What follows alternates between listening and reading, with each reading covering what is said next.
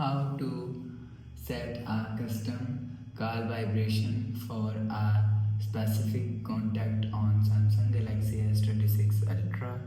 Let's start the video. First of all, go to app library. Here click on contacts app. After click on contacts app, click on contact.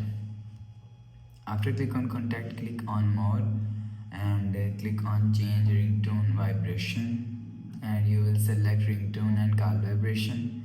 And if you want to set custom call vibration for a specific contact, click on call vibration.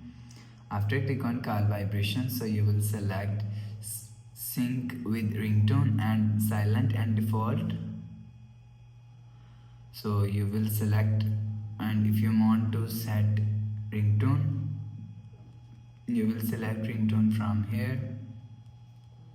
After select ringtone, go back to home screen. So that's how you can set a custom call vibration for a specific contact on Samsung Galaxy S26 Ultra.